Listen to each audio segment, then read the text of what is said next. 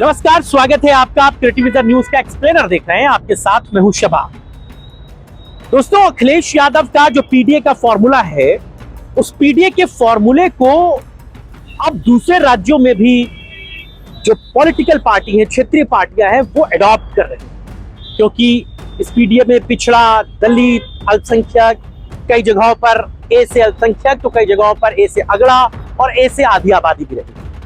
तो आप इसे पीडीए की ट्रिपल स्क्वायर की आप बात कह सकते हैं। तो इस पीडीए के फॉर्मूले पर अब दूसरे राज्यों में भी सरकारें या पॉलिटिकल पार्टी काम करना चाहती हैं, और इसका सबसे बड़ा उदाहरण देखने को मिलने जा रहा है बिहार। बिहार, जहां पर इसी साल विधानसभा के चुनाव होने हैं।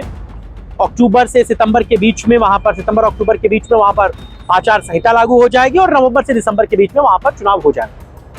चुनाव की जो मेन लड़ाई है वो नीतीश कुमार और तेजस्वी के बीच ही है। हालांकि अगर आपको साल 2020 वाला विधानसभा चुनाव याद हो, जो थोड़ी सी भी दिलचस्पी रखते हैं उनको ये बात पता होगी कि बिहार का विधानसभा चुनाव नीतीश कुमार और तेजस्वी यादव ने मिलकर लड़ा, यानी कि जदयू और राजद ने मिलकर लड़ा। बहुत अच्छा चुनाव लड़ा। फायदा यह हुआ कि बीजेपी बिल्कुल हाशिए पर आ गई, बिल्कुल किनारे खिसक गई। लेकिन तैतोड़ तो बहुत सारे हुए। नीतीश कुमार को यूं ही पलटू राम नहीं कहा जाता, वो अपनी बातों से बहुत तेज पलटते हैं। हुआ भी कुछ यही।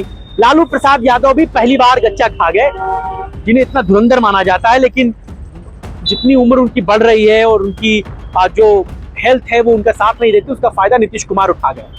नीतीश कुमार ने वादा राजद से यह किया था कि साहब, हम दोनों मिलकर चुनाव लड़ेंगे, सत्ता पे काबिज होंगे, पहले 2.5 साल हम मुख्यमंत्री रहेंगे और उसके बाद 2.5 साल आप मुख्यमंत्री रहिएगा, तब तक डिप्टी सीएम आपको बना दिया जाएगा आपकी पार्टी से।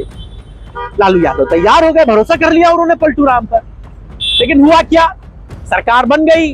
दोनों पार्टियों ने मिलकर गठबंधन में सरकार बना ली। नीतीश कुमार पहले 2.5 साल के मुख्यमंत्री बन गए, लेकिन जैसे ही 2.5 साल का समय बीतने को आया, खत्म होने को आया, नीतीश कुमार ने धीरे धीरे धीरे धीरे राजद के साथ अपनी टुनपुन शुरू कर दी।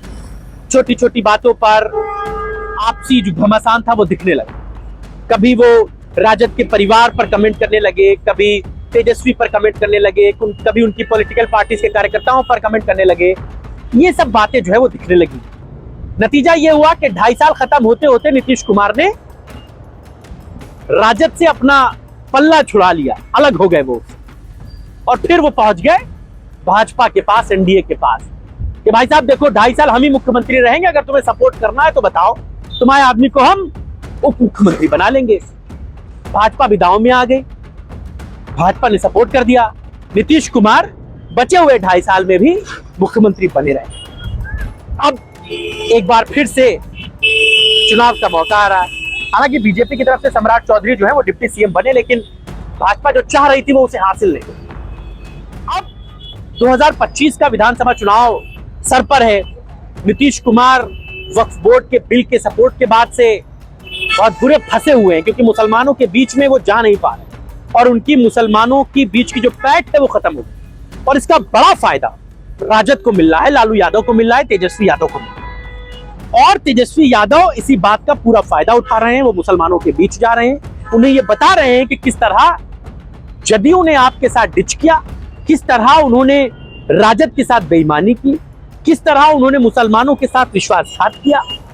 उन्होंने वक्फ बोर्ड पर बीजेपी का साथ दिया। देखिए, बीजेपी कोर हिंदुत्व की छवि वाली पार्टी है, उसको पता, उसका एजेंडा क्लियर है कि उसे कट्टर हिंदुत्ववाद पे चुनाव लड़ना। लेकिन जदयू तो ऐसी नहीं है। उसकी पार्टी में कई मुसलमान विधायक हैं, कई मुसलमान बड़े नेता हैं, मुसलमानों के बीच में एक बड़ी उसकी पैठ है। नीतीश कुमार भी टोपी लगा करके अफ्तार में जाते रहे हैं। भाजपा वाले नहीं जाते, वो खुलकर कहते हैं हमें ये सब नहीं चाहिए, हमें मुसलमानों का वोट नहीं चाहिए। यूपी, मध्य प्रदेश, उत्तराखंड, ऐसे कई राज्य हैं जहां पर एक दो नहीं कई बार मंत्री, सांसद, विधायक ये सब कहते रहते हैं उनके लिए मुसलमानों का वोट कोई मायने नहीं रखता। अब बीजेपी तो कोर हिंदुत्व की लाइन पे जा सकती है, लेकिन नीतीश कुमार नहीं जा सकते ना, उन्हें तो मुसलमानों का वोट चाहिए। अब नीतीश कुमार 25 के चुनावों से पहले फंस गए। वक्फ बोर्ड पर सपोर्ट करने के बाद उनकी पार्टी में बिखराव है, लोग उनकी पार्टी छोड़ रहे हैं। मुसलमान तमाम नेता उनको चिट्ठी लिखकर उनसे अलग हो जा रहे हैं, और मुसलमानों के बीच में वही नेता जाकर कह रहे हैं कि नीतीश ने हमारा आपका वोट तो ले लिया, लेकिन हमको आपको छोड़ दिया, बीच रास्ते वक्फ बोर्ड का बीजेपी को सपोर्ट करते हैं। इसी बात का फायदा तेजस्वी यादव को मिल रहा है। बिहार में तेजस्वी यादव की जो फाइन फॉलोइंग है, जो उनका जुड़ाव है, वो बढ़ रहा है और तमाम वर्गों का उन्हें सपोर्ट मिल रहा है। और पीडीए का फॉर्मूला, जो अखिलेश यादव का पीडीए का फॉर्मूला था, उसी फॉर्मूले को तेजस्वी यादव बिहार में एग्जीक्यूट कर, वो पिछड़े, दलित और अल्पसंख्यकों को पूरी तरीके से अपने साथ लाना चाहते हैं। और अखिलेश यादव के उसी फॉर्मूले पर तेजस्वी यादव काम कर रहे हैं। लालू यादव ने तेजस्वी यादव को यह बात बताई, इंटरनल सोर्सेस हमारे ये बताते हैं कि लालू यादव ने अखिलेश यादव का एग्जाम्पल तेजस्वी को दिया और दिल्ली में एक मुलाकात भी हुई है, बहुत इंटरनल मुलाकात हुई अखिलेश यादव की तेजस्वी यादव से। अखिलेश यादव ने उनको ये बताया है कि कैसे इस पीडीए के फॉर्मूले पर उन्हें यूपी में बीजेपी के हिंदुत्व के एजेंडे को फेल करने में बड़ी कामयाबी और अखिलेश यादव की सीख तेजस्वी यादव बिहार में एग्जीक्यूट करने जा रहे हैं। वो जदयू से पार्टी छोड़ रहे मुस्लिम नेताओं को भी अपने साथ ला रहे हैं, पहली बात। दूसरी बात, अखिलेश यादव ने भी तेजस्वी को इस बात का सपोर्ट का वादा किया है कि हम बिहार चुनाव में आपकी पूरी मदद करेंगे, हम फुल फ्लैश में आपके साथ बिहार आएंगे और यूपी से जो सटे हुए जिले हैं, बिहार की सीमा में जो लगते हैं, वहां पर हम आपके लिए भरपूर प्रचार करेंगे। और तेजस्वी यादव को अखिलेश यादव की मजबूत जो सहयोग की उम्मीदें मिली हैं, उससे तेजस्वी यादव बड़े उत्साहित हैं और बड़े तेजी के साथ काम कर रहे हैं। एक तरफ तो उन्हें पीडीए का फॉर्मूला मिला है कि पिछड़ों को कैसे अपने साथ रखें, कैसे दलितों को अपने साथ रखें, कैसे अल्पसंख्यकों पर फोकस करें, और अगर अखिलेश यादव उनके साथ पहुंच जाएंगे तो फिर बिहार में तेजस्वी को मजा आ जाएगा। और अखिलेश यादव खुलकर ये बात कह चुके हैं, क्योंकि दिल्ली में जिस तरह उन्होंने आम आदमी पार्टी को सपोर्ट किया, जिस तरह वो केजरीवाल के साथ रोड शो में शामिल हुए, उन्होंने ये बात क्लियर कर दी कि वो कांग्रेस को हर जगह सपोर्ट नहीं करेगी। जो पॉलिटिकल पार्टी, अखिलेश यादव की जुबान में अगर मैं कहूं, वो कहते हैं कि जो पॉलिटिकल पार्टी बीजेपी को हराने में सक्षम है, हम उसके साथ हैं। और यही बात बिहार में वो राजद के साथ करने जाते हैं। एक तरफ अखिलेश यादव का पूरा साथ उनको मिलेगा, दूसरी तरफ पीडीए के फॉर्मूले पर अखिलेश यादव का जो तिलिस्म है वो उनको वहां पर मिलने जाता है। तो अब इस चुनाव में पीडीए के फॉर्मूले पर तेजस्वी कैसे काम करेंगे? हालांकि लालू प्रसाद यादव की भी बिहार में वही छवि है जो कमोवेश उत्तर प्रदेश में मुलायम सिंह यादव की रही। लालू यादव भी हमेशा मुसलमानों के साथ पहले एक पांव पर खड़े नजर आए हैं।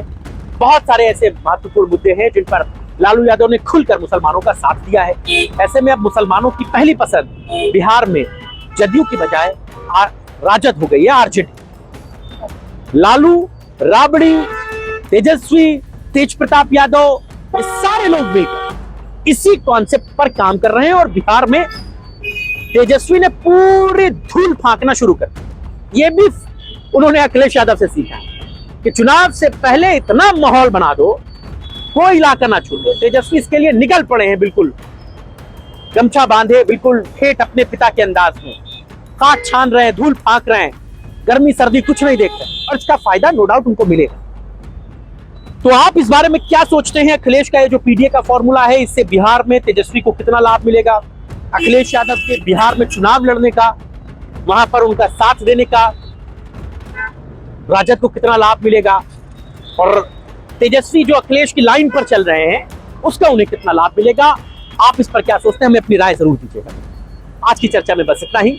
आपको हमारी ये चर्चा कैसी लगी हमें जरूर बताइए। नमस्कार।